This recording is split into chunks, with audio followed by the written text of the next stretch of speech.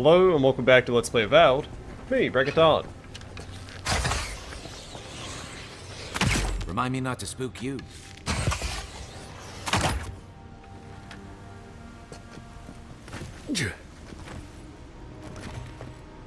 Well, let's delve deeper into the Temple of Eothas.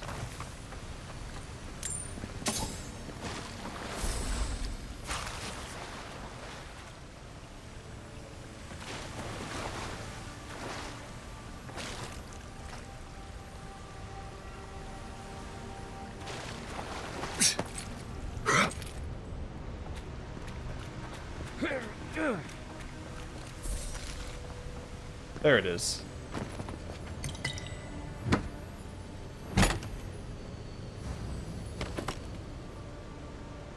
No, I heard another treasure.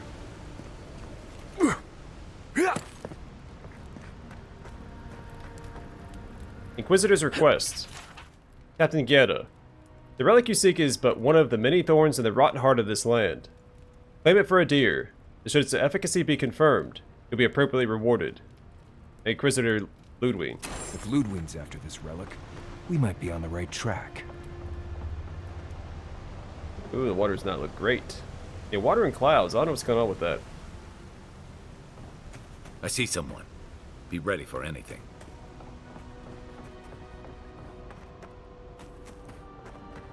My brother. Can it be?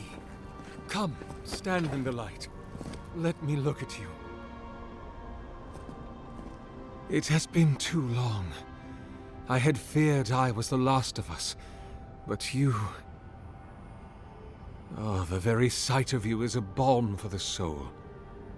I am the Oracle Sargamis, servant of the once shining god, he whose light has lately dimmed. What brings you to this sacred space?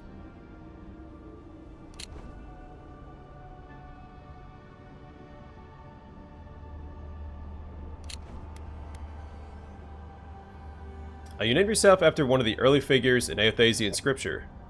Then Sargamis spoke, and his voice swept forth with the heat and force of the bright day's sun. Weep not, for the child of light has forgiveness even for you, if you will embrace him. I am that same Sargamis.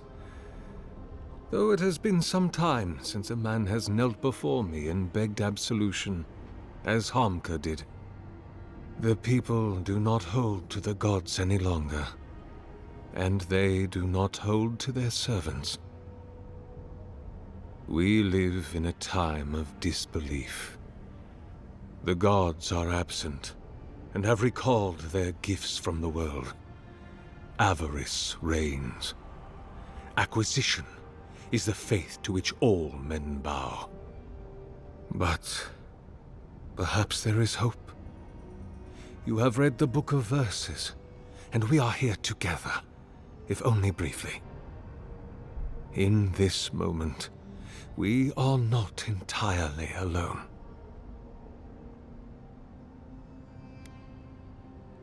I heard there was a temple of Eothas in this cave.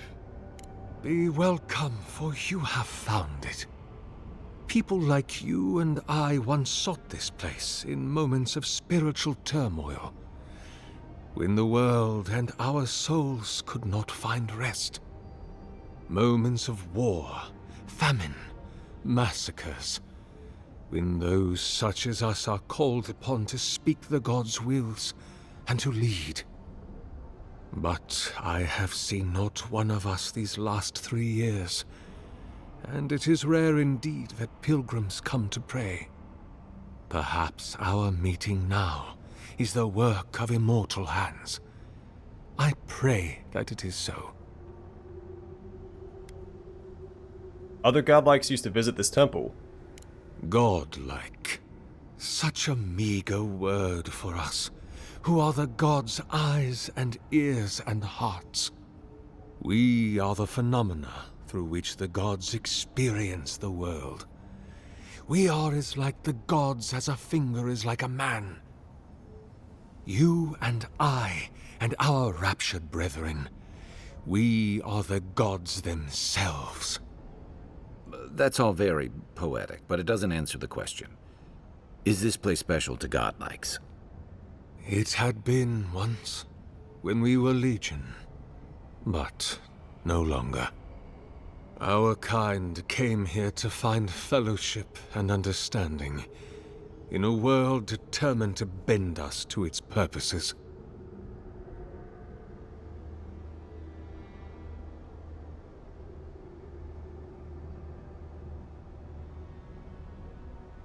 I wonder what purpose the Emperor had in naming me his envoy. This is a heavy burden you carry, to be beloved of both a god and a god among men. I imagine one cannot help but wonder, did he elevate you for your skills and knowledge, your strengths, your accomplishments, or for what you are? You and I are instruments of a divine will. In choosing you to be his envoy, your Emperor ennobles his purpose and tarnishes yours. Did you build the statue? Indeed. It has been my obsession these last few years. Hewn by my own hands from stone in Ardra, and no small degree of melancholy. I suspect it will be my last great labor before this body is returned to the earth, and I am returned to my god. Are you dying? If I am, it is from an affliction that death will not cure. But no, brother, I am only very old. My light is waning. As Eothas' essence leaves the world, I am leaving with him. His essence has kept me alive for centuries, and soon we will enter the longest night. You're really a godlike. I am as you are, though I do not care for the word. Eothas the Dawn Treader is my lord and patron. If you will forgive me saying so, I am surprised to meet you here. Even before the vanishing of our kind, it had been some years since a child of Galawain came to speak with me. And I have never seen a member of the Lord of the Hunt's coterie whose visage resembles yours. Well, that's because I'm not a godlike of Galawain. Ah, of course. I should not have assumed. I have had the great privilege to speak with thousands of our kind during my long life. And you do not resemble a single one of them. But if not Galawain, I cannot imagine who else among the Pantheon might have blessed you. Truthfully, I don't know which god is my patron.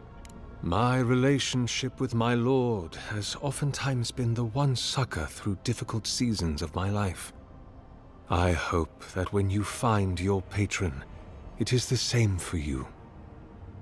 May I ask, as a god's child, did your earthly parents love you?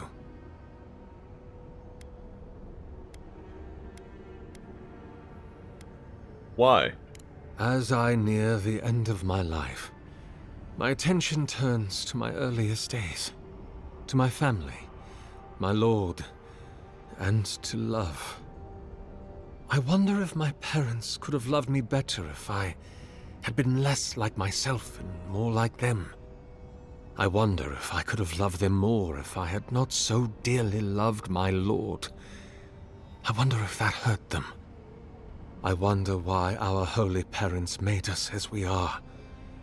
Do we have any freedom in the face of our gods? Did they make us to love them? And if we do so love our gods, why do we not simply kill our bodies to be closer to them? Can we ever be close enough to what we love in them to satisfy our longing? Can we ever get far enough from what we loathe in them to satisfy our disgust? My lord will break my heart so long as I love him. And I will always love him. But I am selfish.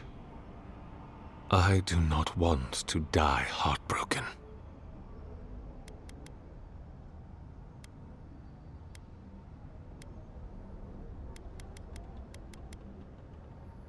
I believe they cared for me in their way. Even many kith untouched by gods are not so lucky.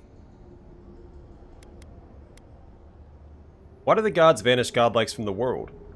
There are many theories, which the holy and learned of Eora have only just begun to argue. But you did not ask me for theories. Frankly, I do not know for certain. However, I believe the gods are preparing for war. A war against Kith. A war of all against all. A struggle between destiny and design. Who yokes the soul of the world? Whose machinations turn the wheel? Who acts, and whom is acted upon? That is the ultimate power, brother. The only power there is. To decide the fate of another, and to make it so. For so long as we have lived, it is the gods who have decided for us. But change is possible, if we are brave enough to want it. And Kith have lately grown very brave indeed. You mentioned you're very old.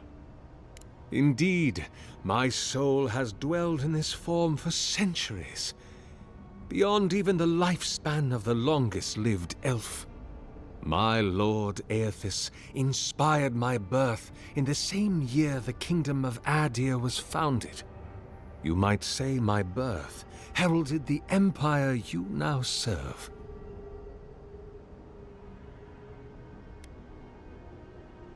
You must have witnessed some unbelievable things. Many, yes. Some that inspired awe, others dread. For a time, I proselytized among the colonists who first settled Glanfath.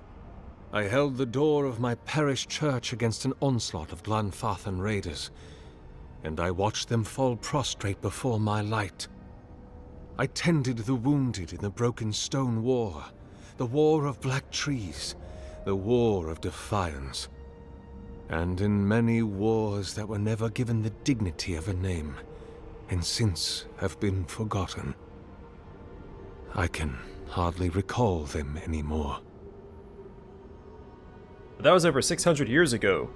About 630, yes. Give or take a decade. One does lose count. You spent a long time in the Deerwood. What made you stay? The Deerwood has been a troubled place since the very moment of its inception. Conflicts erupted as regularly as spring flowers, to bloom and die as swiftly. So, there is always some dark corner in need of light, if you'll indulge me in the metaphor. Truthfully, I had been jailed for proselytizing in Colklin, and it was to the colonies I was exiled. So it was the Deerwood or death. I had nowhere else to go. Did you ever meet Saint Widewin? Is that what they're calling him now? I heard the man that was Widewin speak when he was but a farmer. He had a presence even then, furious, incandescent. It was astonishing, his power. I wonder, had my lord already made a home in his body by then? Did my lord share with Widewin his plans to wage a pointless, bloody war while wearing the poor man's face? What a grave injustice, to have your body stolen and be made into a saint. Tragic Widewin. Pitiable Widewin. I grieve for what became of him. So, why haven't you died yet?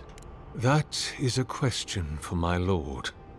I have asked him many times, but even when he spoke to me, he would not say. I suspect it is his essence that has kept me alive, And now that he has abandoned this world, well, I soon expect to die. So that's interesting. While he is a godlike of Eothas and worships Eothas, he doesn't necessarily agree with everything that Eothas did, like taking over Widewind's body. I like a little nuance. Especially in a modern world of extremes where you can't really have a nuanced opinion. It's either this or that, not somewhere in between. You're either yes or no, with us or against us. I like nuance. Eothas talked to you. In prayer, in dreams, as I ate and loved and labored, his voice was a constant murmuring in my ear. But when I spoke to him, he never did reply.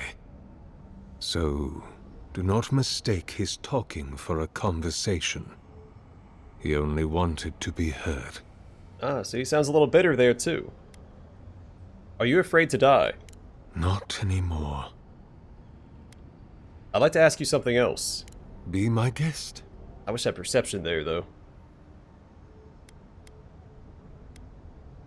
I've been hearing a voice in my head since I arrived on this island. Could it be my god? I suppose it's not impossible, but the gods typically make themselves known to us in our earliest days, before we have left the comfort of the womb. They are present in our hearts and mind before, well, before we even have a notion of I at all. I am sorry. Yours is an unusual case. Tell me, this voice in your head, do you want it to be your god?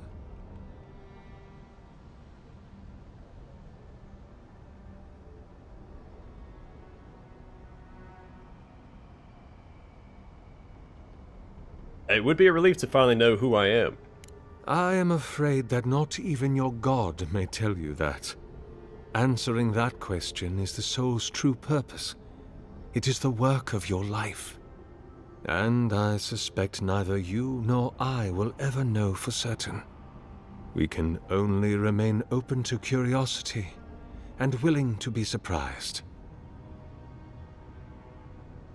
Well, I want to know I'm not going mad. You do not seem especially troubled. No more than any kith subject to life's uncertainties.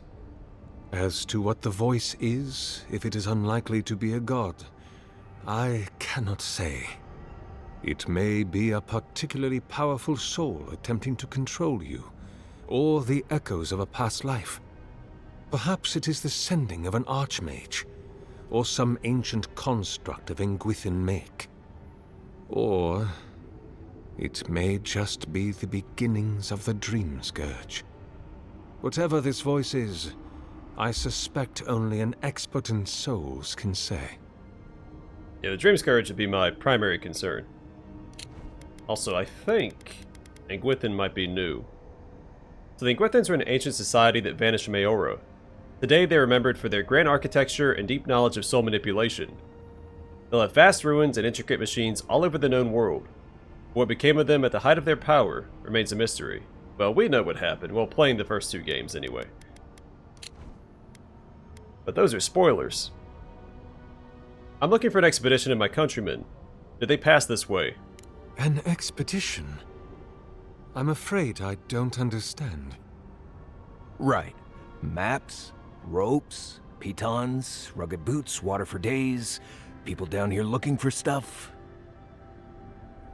I am familiar with the concept, tomb raiding and the like. What troubles me is why they would come here. These ruins are not so different from the many others on this island, except that they are a good deal more treacherous. And this representation of Eothas we stand before, it is the work of my own hands. They could not hope to move it. Do you know what their purpose is here?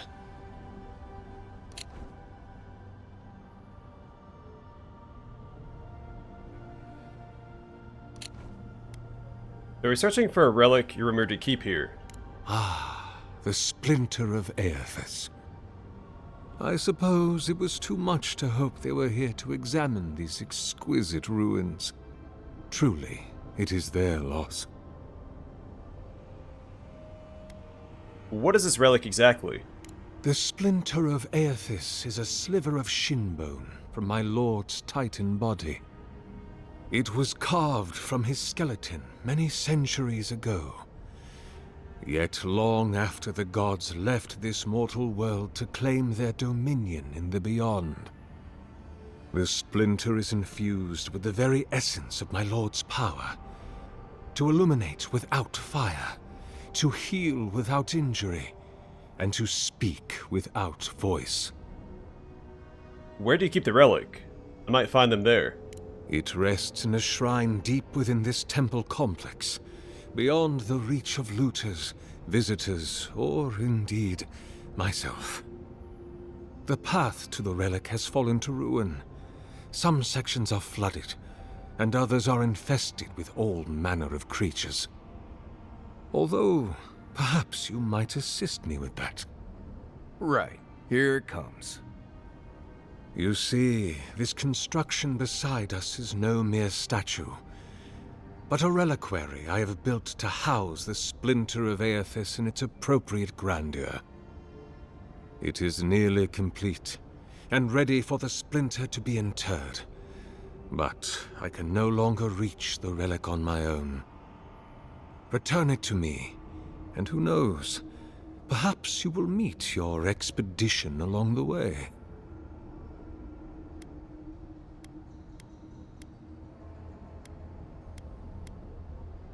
Alright, I'll return shortly.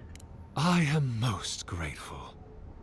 Oh, and please refrain from touching my statue or devices.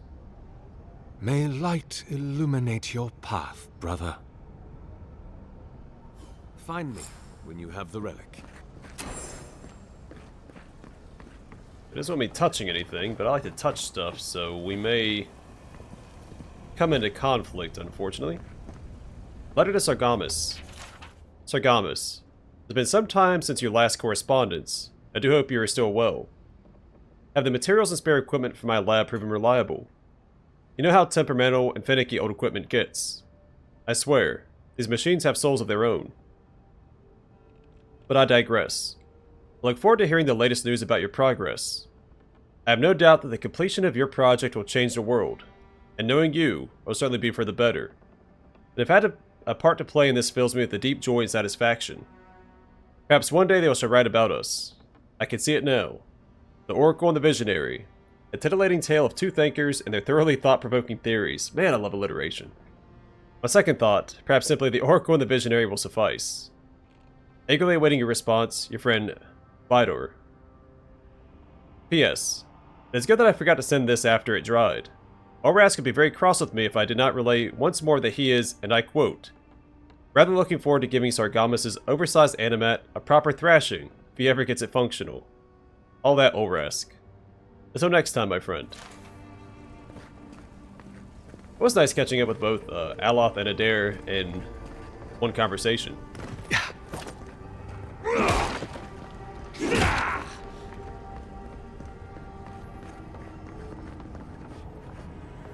Though there are a lot more gold than last time we spoke. Alright.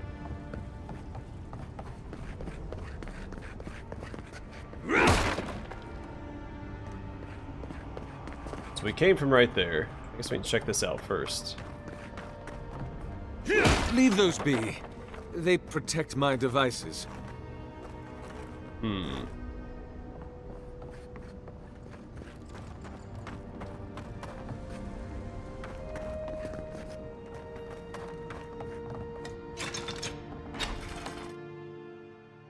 Takes us back up. We'll just go up here, see where it takes us, then come back down.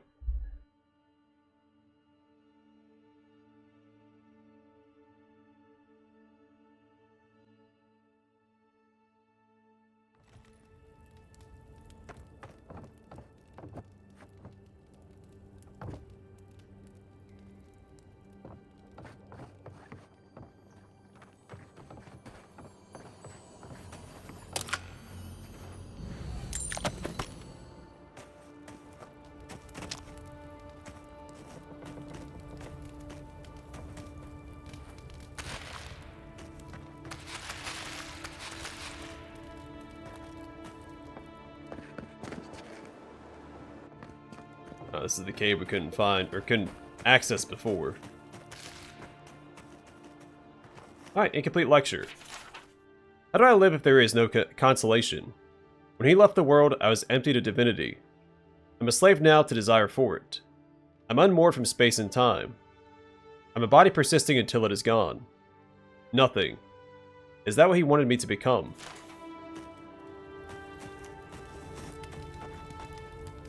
St. Widewind, farmer become god.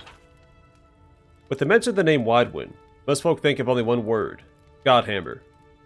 While this event echoes through the ages, and is still felt years after the destruction of Avondure Bridge, Widewind's humble beginnings belie the powerful force he would grow into. Widewind lived an unassuming life in a remote area of Riadceris, the son of Vorless farmers. He toiled in the fields alongside his father for 22 years, until his father's death. The farm then fell to him to run. He considered selling, but had no other skills upon which to draw, so he set on the path of Vorless farmer as well. Nothing of note was recorded in Widewind's life until 4 years after his father's death. One day, while working the fields, Widewind's life was irrevocably changed. In his words, night was falling, the fingers of dusk already gripping the sky. The sun had dipped behind the world's edge and stars were peeking from beyond the shroud. Day was still, and darkness had blanketed the field. I placed my last harvest of the day into the collection pile, when from behind me arose a brilliant light. I turned, fear in my breast, knowing not what could have caused such intense radiance. Behind me stood a blazing figure, resplendent in glory. Its white flesh glowed with a luminescent radiance. Its head a blinding ball of light, brighter than the brightest sun of mid-year. I averted my gaze, afraid I'd be struck down for daring to gaze upon such a creature. A sudden peace washed over me, sweeping away my fear, leaving my troubled soul tranquil. A loving warmth wrapped its arms around me. A voice spoke to me as I stood, transfixed, trying to see both this glorious being and avoid its dazzling scrutiny. Fear not, it said to me, for you are chosen above all others. You'll be the light to bring about the rebirth of an empire. It then held out its hand and bestowed upon me a vision of power, such that I could scarcely contain it. Widewind, disheveled and dirty, stumbled into his village the next morning, telling all who would listen about the miracle that happened in his fields. Eothas himself, he claimed, had appeared to him. He was to punish the Aedirn governor for leading his people into ruin. A way would be provided, and those faithful who helped would be blessed when the divinity manifested. Villagers ignored him, convinced the loss of his parents had broken his mind. But Widewind continued to preach of the power of Eothas and the corruption of the governor, eventually earning him the ire of the locals. His confrontations with the villagers hit a turning point one day in mid-autumn. A crowd had gathered around Widewind, jeering him and telling him to leave the village. The fullest crop that season was particularly light, and the villagers blamed Widewind, saying he had angered the gods, particularly Eothas, with his blasphemy. They backed him into one of the withered fields, yelling at him to go. Accounts of the inciting action are hazy. Some say a stone was thrown, others say he was pushed, others still say he simply tripped over a dry root sticking from the ground. Regardless of the cause, Widewind landed, face down on the ground, the villagers standing over him laughing. Enough. A voice, not Widewind's, boomed across the field. Widewind looked up at the crowd, his eyes glowing with a blinding white light. He stood but did not stand. One moment he was on the ground, and the next he was standing before the crowd, who cowered before him. You dare deny me, the voice spoke through Widewind's mouth. You dare refuse my servant. Widewind's arms raised, beginning to luminesce. You dare require proof. His arms went out to his sides. Never ask again, lest you be burned in the light of the new dawn. There was a flash of light from Widewind's eyes, and hands and the entire field sprang to life. The once dried and brittle plants became full, lush, and verdant. The crowd was silent. From somewhere in the back came a call of praise Eothas. And then they all fell to their knees in front of Widewind, farmer turned god. A very good farmer. The spine of this book bears a stamp designating it as part of the restricted collection of the Halls Obscured. It appears to have been stolen. Every page is filled with closely packed writing and illustrations. One passage reads, Saint Widewin pursed his lips and stared down the glowering visage which peered at him between stalks of Orlus. He gripped the wooden shaft of his scythe, slick with sweat from his palms, the hands of a working man, which he was. "Then you're Eothas, then," he said. "That I am," said the god. "Then you already know what I want," said the farmer, who was Widewin. "That I do." Widewin unknotted the taut cord which restrained his ponytail, and let the flowing, flowering locks cascade around his shoulders, and rest over the shelf of his bosom. He winked and cleared his throat before winking again. "I've got a candle hasn't been lit properly." Eothas moved closer in. The passage cuts off abruptly, with a series of jagged notes pressed deeply into the parchment. Eora's not ready for this. I see why that was in the halls obscured.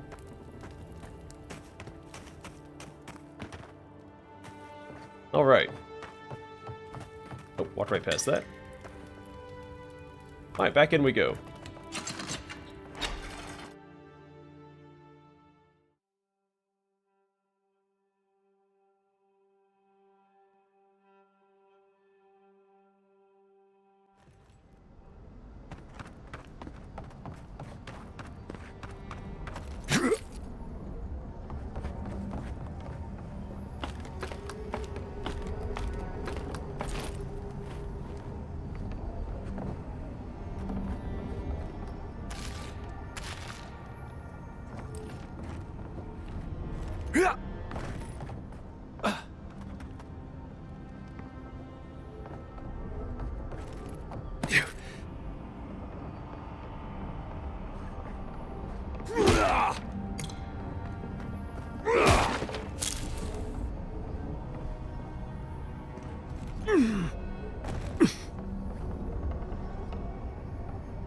Hi, Sargamis' journal. 2828 Praestu. He is gone, but he is still with me. What form should a reliquary take that is fit to hold the splinter? Ryan High Crown still. I petitioned the church for ivory, gems, and gold. But this remnant of his holy body is worth all the wealth of the Empire and more. Being as I am sequestered here, I will make do instead with the wealth of the land.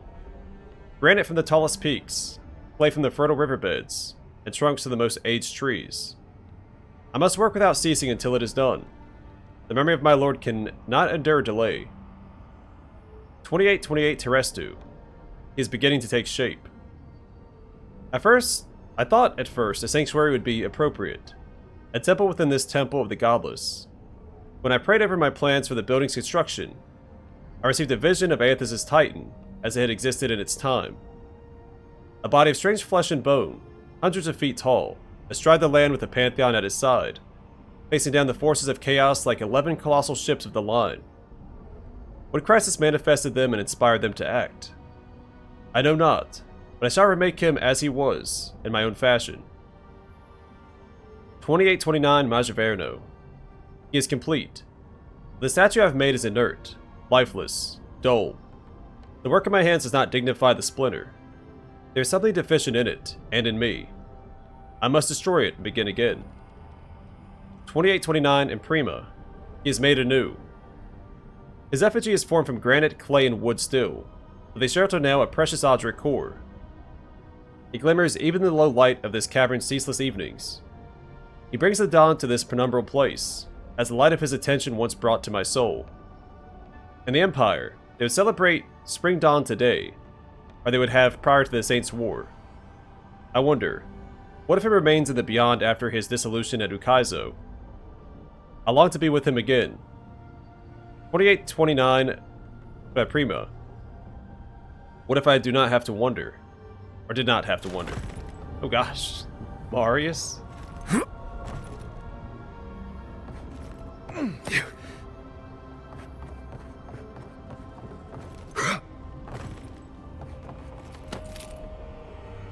Careful, please.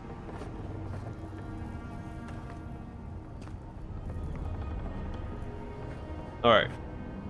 Guess we'll deal with this later.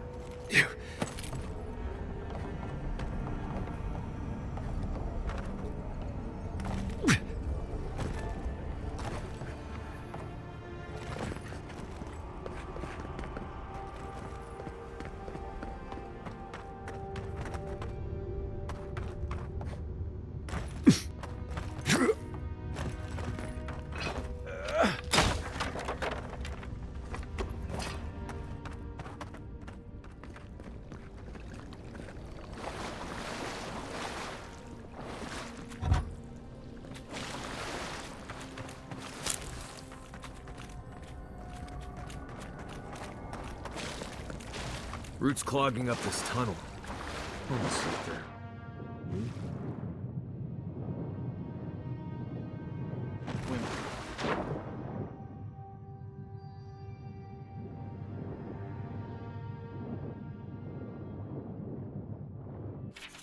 Clay tablet. This clay tablet is inscribed with a flowing vertical script, a language you've never seen before. Yulhasiza, Yazuha, Lu, Yedes, Regeda, Migali, Head, Sayapayi, and Widden. Higid, Yul, Gappa, Pubae, or Pubae. No idea if this would be Latin pronunciation or not.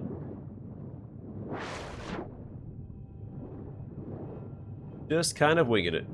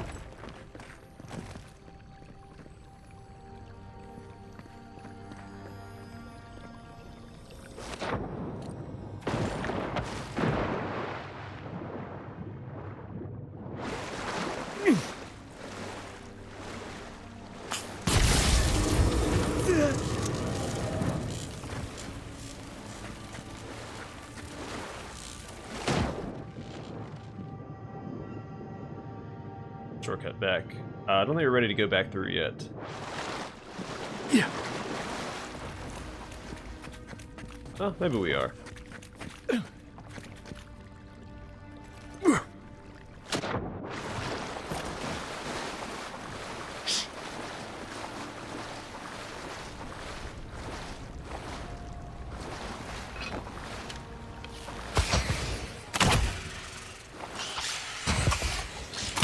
Shot.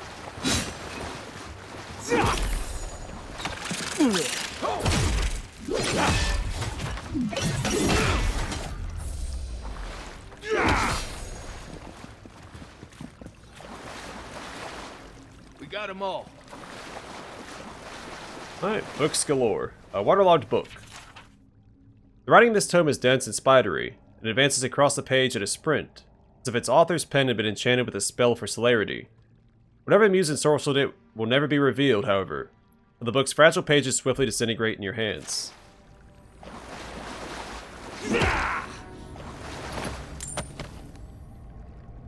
True stories from the living lands. Only the hardiest of explorers would dare take the long, dangerous trek to the living lands. While there's no denying its beauty, the diversity of plant life alone is an herbologist's dream. The inherent risk in blithely trekking through these pristine hills is more than most should undertake. Let me take a moment to tell you about the land itself. Rolling hills, greenery, and sun. The whole area feels like a succession of hills and valleys, each with its own ecosystem. While that declaration is a tad extreme, it can almost be said to be true. The combination of sun, geographical location, proximity to fresh water, valley depth, and the existence of hot springs have given the living lands a wide breadth of flora and fauna. Walk down a hillside into a valley, and you'll find lush, verdant hills. On the next rise, you might see nothing but rock and boiling mineral springs. And the creatures. In my travels, I've seen it all, and this place never ceases to amaze me. Trolls. I'll never forget my encounter with the trolls of the living lands. I just narrowly avoided being consumed by a giant plant. More on that later. I was running as fast as I could to get away from it. I broke the crest of the hill, and the valley below was wide, green, wet, and covered with low, thick branches. Vines grew everywhere. Between the trees, across the tops of them, down to the ground. It was a mess of vine and green. I think it was a mess of vine and green. Cautiously, I worked my way down toward the basin, keep an eye out for anything suspicious. And it's a good thing I did so. I noticed not all the trees appeared to be trees. I froze, dropping to the ground in an effort to minimize my appearance. One of the trees moved, lumbering slowly away from the cluster. It's then that I realized it was a troll, stepping out from among the group of trees it had been resting against. With a few more steps, I would have walked right into their home. The camouflage these trolls exhibited far exceed any I had ever seen before. Hope to return again in the future and observe them more. Insects. While I've never seen them, I've read reports of giant insects in the living lands. Centipedes, flies, mosquitoes, and hornets, all 10 times the size you would see them elsewhere. Imagine making camp. You've just gotten everything set up. There's a nice fire going next to your shelter. Something is gently simmering in the cook pot. You sit down, finally feeling like you can relax after a trying day. You feel a tickling at your feet, insistent and prolonged. Reaching down to brush whatever it is away, your hand comes into contact with something hard, long, and flexible, winding its way around your boot. You look down to see a centipede the size of your arm casually making its way over your feet, for the far side of your camp. You would get out of that camp, wouldn't you? That's exactly what my friend did when he realized he had started his fire over a centipede nest. Plants. And lest we forget, do not let your guard down around the plants. I discovered a wonderful collection of giant flowers. They were bright pink and grew in a circle around a central stalk. What an aroma. I like the words to describe how delectable it was. Sweet, fruity, and light with just a hint of something tangy. Looking closer, I saw some berries growing on the stalk in the center of the flowers. Well, I just had to have them. So I started pushing my way through the flowers. Then the vines growing around the base of the plant began to twitch, and the blooms turned toward me. It was at that moment I saw the blooms weren't actually flowers, but hens' jaws. I'd been fooled by its camouflage. I quickly retreated, pushing my way back out, just in time. The bloom slammed shut. If I had still been standing there, trying in vain to reach the berries, I would be writing this book today.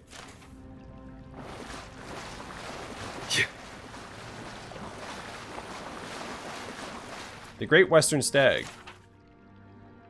One day, Eothas was sitting on a wall watching a cat play in the sun. A crystal hung in a nearby tree had fragmented a sunbeam and scattered small motes of light on the ground. They danced around the cat, sliding over him as he frantically batted at them. He spun in place, following one as it rushed past him, and leaped on it, trying to pin it down. Eothas smiled, amused at the animal's tenacity. The cat landed on a spot, placing his paws over it only to watch it flit away again. Eothas watched the cat's tail twitch and slap at the ground, annoyed that his prey could not be pinned. "Why must you tease him?" A voice said from behind him, accompanied by the crunch of sandals on gravel. "I merely bring the dawn," Eothas responded. "I don't stoke the hunter's heart. That's your responsibility, isn't it?" "True," said a second voice, "but neither do you quell it. The hunter could not see his prey. Would he still hunt?" "So philosophical, Helia," Eothas said, turning to greet the two gods that approached him. "Have you come to debate the parallel between sight and desire?" He gestured to the wall, inviting Helia and Galloway to join him. They sat in silence, watching the cat who continued to hunt the sun, fruitlessly swatting at another mote and then rolling onto his back. "I've created the ultimate prey," Eothas said finally, breaking the silence. "It can be tracked, it can be followed, it can be seen, but it can never be caught." Galloway laughed lightly. "You don't agree, Galloway?" Eothas asked. "While it's true that your creation is elusive, it hardly can be considered the ultimate prey because it can never be caught." He paused, his brow furrowed in thought. If that mote of light had substance, the hunter would subdue it. Otherwise, it's merely a dream. Truly a fruitless endeavor. "All creatures spend their lives chasing fruitless endeavors," said Helia. "It is the way of mortality." Galloway laughed again. "I could create a living creature of flesh and blood that can never be caught. I make your dream a reality." Now it's Eothas' turn to laugh. "You propose turning a fruitless dream into a fruitless reality. How is this any better?" "A life spent in the pursuit of an attainable goal far exceeds any other. You just said no one could catch this creature. This is not attainable." Galloway smiled. "Humanity has surprised us before. Indeed, it could surprise us again. I've created a great white stag. Now set it free in the world. It will have grace, resilience, and tenacity. It will exist solely to be pursued for all its days, and it will never be caught. It will serve to inspire the hunt for generations to come. All those who wish for glory will invoke my name. All those who hear its story will ask for my blessing in finding it." Helia shook her head, through Galloway a bemused look.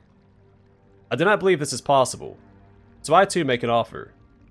To the person who catches this stag, and they will catch the stag, I'll bestow upon them its grace, resilience, and tenacity. Thrice blessed they will be. To ask for my blessing on the hunt, so they can obtain my boon. Galawain and Helia took up arguing whose name would be invoked more when the hunt was on. Eothas sighed, a small smile playing at the edges of his mouth. He stood and looked to the sky. The sun had already started to hide itself behind the mountains.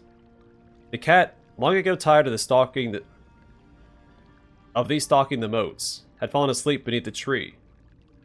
He turned and looked at the other gods deep in debate, and sighed again. I merely bring the dawn, he repeated as he made his way down the path.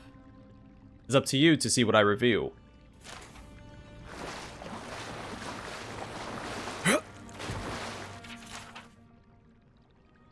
History of the Living Lands 3, Glossolalia. In the ruins of Ukaizo, the great city of the ancient Huana and the Deadfire, I once found a curious inscription. The inscription is written in 3 languages, and arranged in a circle around a small pool of water. 2 of the languages were unknown to me. The first of these scripts is largely runic, rounded and orderly, and looked like it was meant to be painted rather than chiseled into stone. It put me to mind of the architecture of Engwith, with its frequent arches and odd conjunctions of angles. The other language branched off one long stem. This one was curious. At first I thought I was meant to read it left to right, but the character shapes didn't have a flow that felt intentional. It wasn't until I tilted my head that I understood. I was attempting to read it on its side. That I was instead meant to read it from top to bottom, and likely right to left. Fascinating. I have seen nothing like it in all Eora. The third of the scripts I recognized.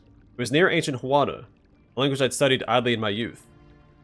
I've been obsessed with its more logographic predecessor, far ancient Huana, for many years.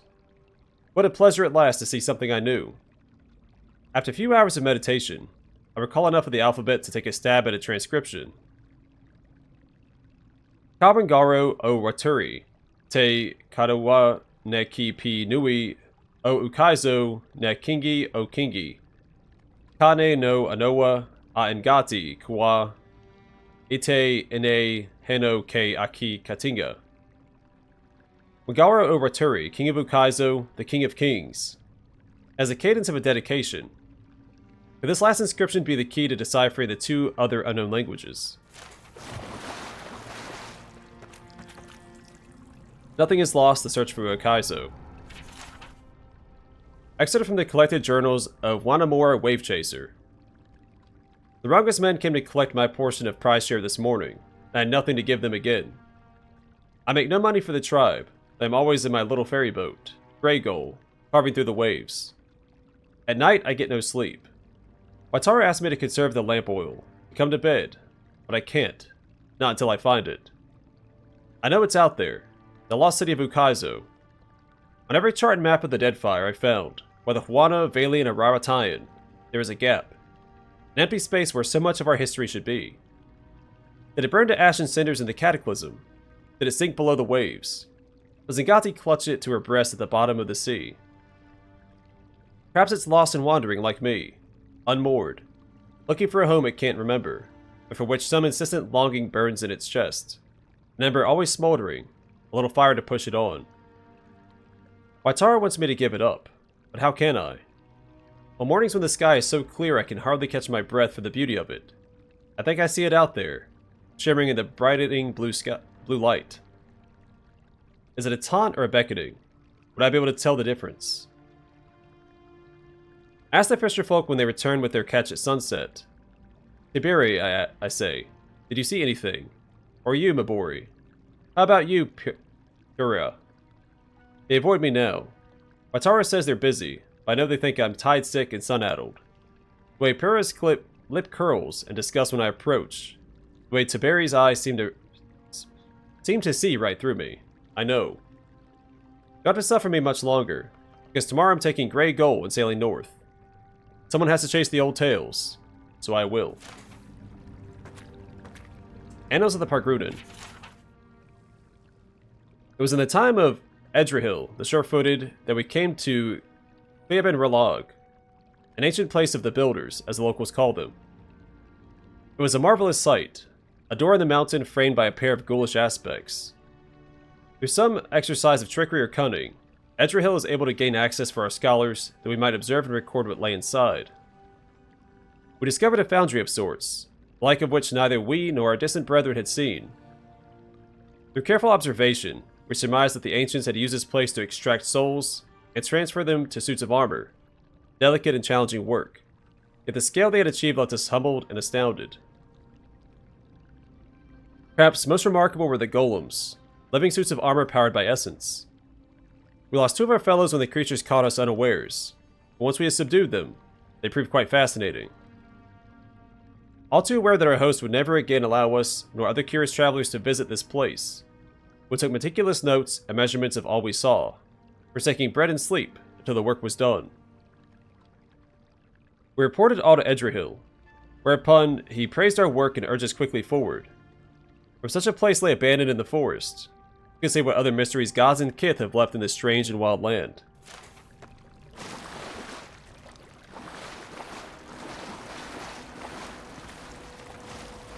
The collected annals of Lengraf. That's one of the archmages. Whomever copied this work appears to have been in a great hurry, as if they feared being caught. The gods strip us of who we are in every turn about the wheel, mercilessly shaving off all we've learned with their divine lathes. We retain the pale shadows of our souls, but knowledge, memory, self, all of it is cut away. Do the gods fear we might someday rival their strength if they do not? The trees of Irglonfoth possess souls as strong as any kith, and their entangled roots extend for miles. But dig beneath any of them, follow those roots and you'll see. They don't end, but lead to a neighbor. There are many souls sharing one body. Why shouldn't willing kith be able to do the same? The limb may be grafted from one tree to the trunk of another, and in time, they'll bear sweeter fruit together than either might have alone. Might it be possible, then, to graft a scion soul to the rootstock of a willing kith? The souls wouldn't fracture but coalesce. They'd grow stronger together. The gods see fractured souls, but they don't care for them. Damaged, broken people are abandoned by their makers to twist in the wind, given no succor, no relief. Would an intentionally fractured soul be similarly inconsequential to them? I'll use their apathy against them. I'll make their disdain serve me. A grafted soul is obscured from the sight of the gods. It spreads freely like a blood fever, but doesn't kill its host. No, I'll be a fever of the spirit, invisible, unstoppable, eternal.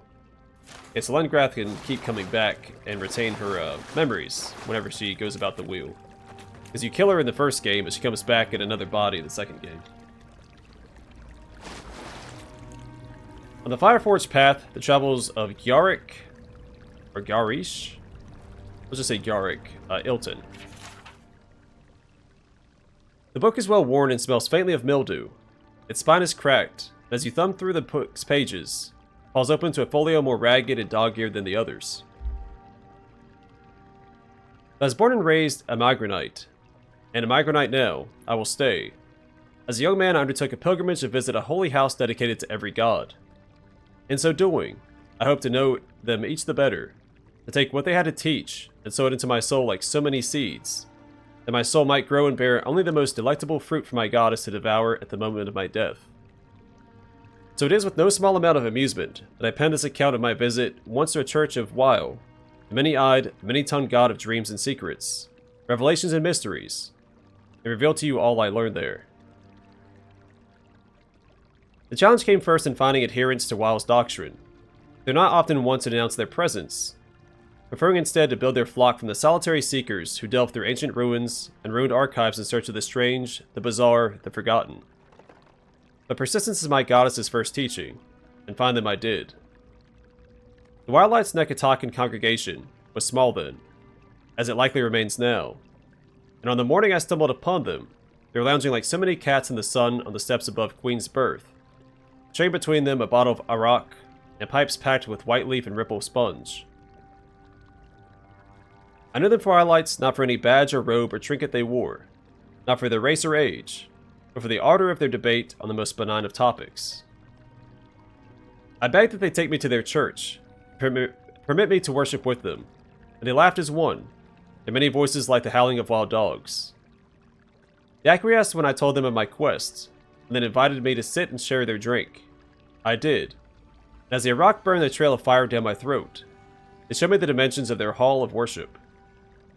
The stairs were their pews, they said, the blue sky their ceiling, and their walls the edges of the world. All of creation sits within its bounds. As morning neared midday, they stood as one and began to climb the mountain. Where do you go now? I asked. To worship? They replied. A great wave of relief washed over me, for last I would have my lesson from them. We climbed the many steps of Nekataka, and arrived at last in the sacred stair. Where is your temple? I asked, and in response they whooped like children, rushing past me in a squall of smoke and laughter. I followed as best I could, though I wet my good slippers in a stream, could hardly keep my feet on the moss-licked stones. We surged soggy-footed and hollering into the temple of Gon. To worship, they cried. We shot past dawn stars bent in praise of their macabre god, laughing all the while. Came to stand before a leafless tree whose boughs were hung in lanterns too numerous to count. I had nary a moment to catch my breath, for the wildlights were clambering into the great tree's branches. The young man pulled me up with one hand, handed me a pipe with the other. The priests of Gon screeched and wailed, and all the while we squawked like birds, our smiles wide, and eyes alight with a rock and lantern fire. Mataru came soon after to chase us away, but not before we'd done our share of singing to the many-eyed, many-tongued god of dreams. Would that I could have stayed with them a while longer, but alas, I could not deny my soul its journey, nor the whispers of my goddess in my ear. I took again to the road in search of churches. I must admit, ever after, I longed always after for that tree.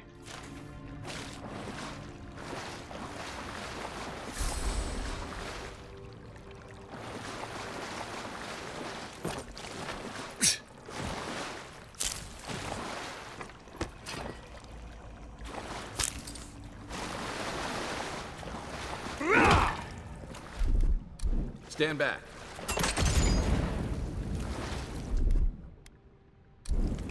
Here it comes. Aye, aye.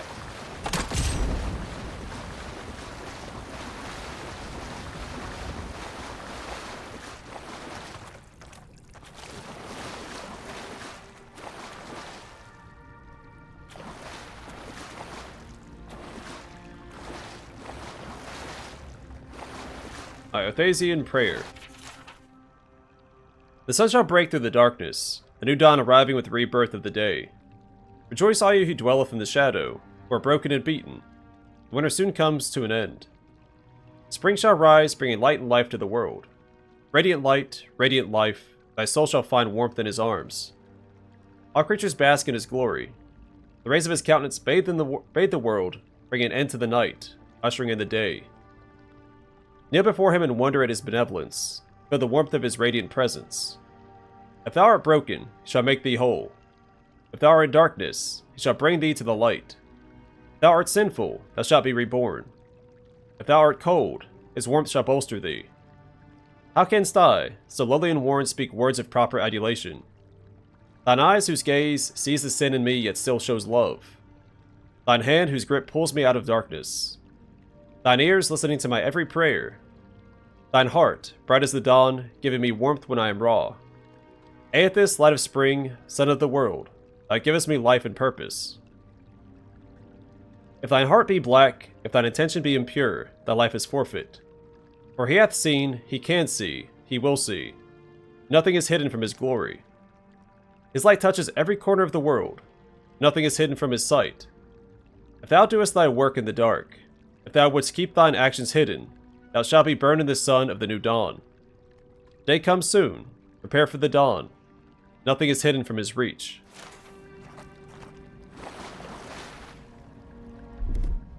Coming in hot. Life and Discoveries of Pangrim.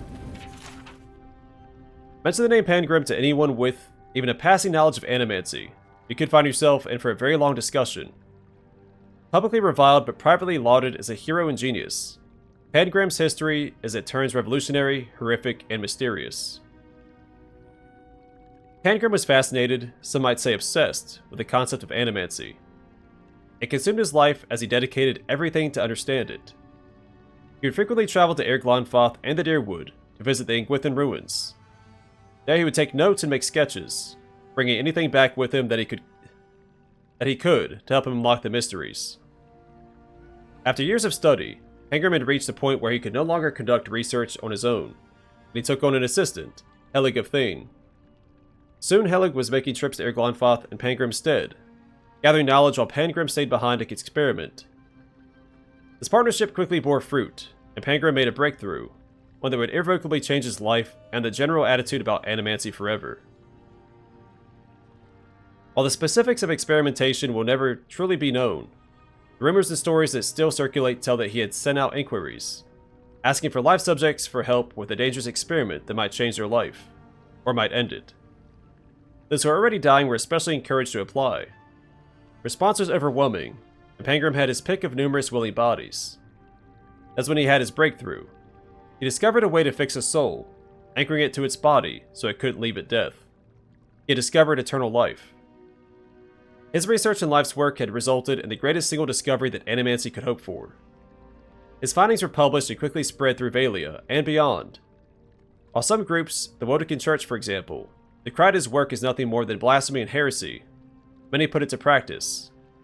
Everyone wanted the chance at immortality. But everything comes with a cost. It quickly became apparent that simply restraining the soul, while keeping the person technically alive, was doing nothing for the body, which continued to decay, devolving and warping the soul now trapped inside it. The creatures it created were dangerous, carnivorous beasts that killed brutally and indiscriminately. The backlash was ruthless. The practice of Pangram's discoveries was outlawed. His works were collected and burned. He and Helig were branded heretics and hunted, chased from town to town until Pangram simply vanished. Helig was tracked down, captured, and brought to trial for the atrocities committed against Valia and its people. The trial was barely more than a formality to bring charges against him, as everyone knew what hand he had played in the disaster. He was sent to prison for years, but eventually released once public outrage died down. Not long after his parole, he disappeared as well. Occasionally, talk surfaces that a copy of Pangram's theorems had been found, untouched by the purging flames that destroyed its brothers. These rumors seldom end up being more than that. Many groups and wealthy individuals have formed, sending out a call to anyone who will listen. Find us a copy of the theorems. They offer gold, jewels, status, anything they can to entice adventurers to help them achieve their goals. For those who would give anything a chance at immortality, even become a monster. Alright, the Deerwood Part 5, The Proliferations of Animancy. Animancy, outlawed while under a Deer rule, was technically no longer taboo after Hadret's rebellion. Academics began its study again in earnest in 2681 AI. By 2697 AI, there were almost 40 academics actively researching the field both in the Deerwood and the Valian Republics, even though no significant results had been discovered. A tragic breakthrough of sorts happened in 2704 AI. An animancer working in Balereach accidentally shattered the souls of about a dozen volunteers who had been helping him. In retaliation for the deaths, the citizens of the area stormed his house and killed him. The Earl of the region, not wanting to waste resources or anger the locals any more than they already were, did nothing to find the head of the vigilante mob, but neither did he outlaw animancy.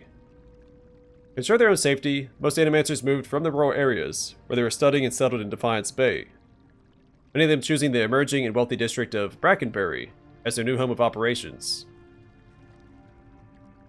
While there were still a few breakthroughs, and the study of animancy continued for the next 24 years, it quickly slowed as it became cost prohibitive and complicated the more people learned about it. Most animancers couldn't afford to continue research without the support of donations or gifts from wealthy individuals and organizations. In 2737 AI, some animancers desperate to continue their studies and see no other means of furthering their research, entered the forbidden ruins of Erglonfoth to further their research. They discovered some such sites had strange artifacts that seemed to bear affinity to soul essence, began to prod at the devices for further insight. Even with continued research, they were unable to tell quite what they have discovered. Eventually they were found out by the Glonfothans, captured some of them, demanding they be punished for their crimes. The Deerwooden authorities, in order to maintain their treaties and keep the peace, had no choice. They allowed the Animancers to be executed according to Glenfathan tradition.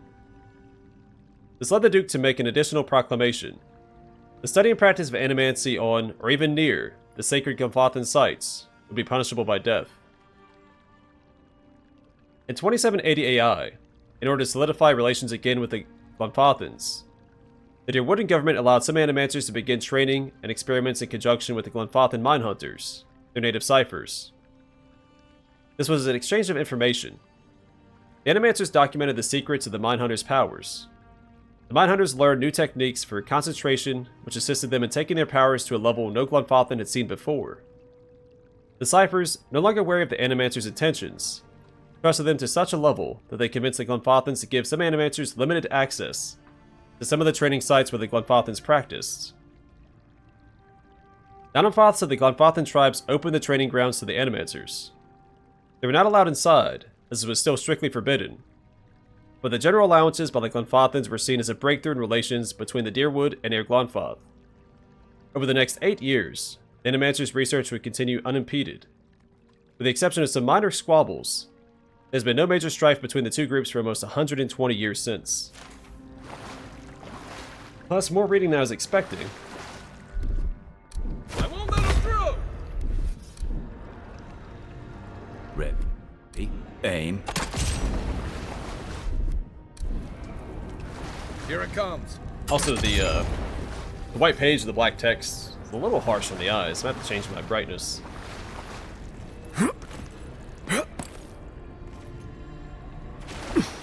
Alright, a statue schematic. This drawing details plans for the creation of a large statue powered by essence. The essence is intended to be injected into the statue by an array of animatic devices. Where such a vast store of essence might come from, and what a statue could do with it, is unclear. I wonder if he's going to try and put his body, or his soul, inside that statue. He may not be as benevolent as he first seemed. Well, either way, for now, I am going to call it here. Next time we'll continue through this dungeon, and see if we can't rescue the expedition. But for now, thanks for watching, and I'll see you guys in the next one.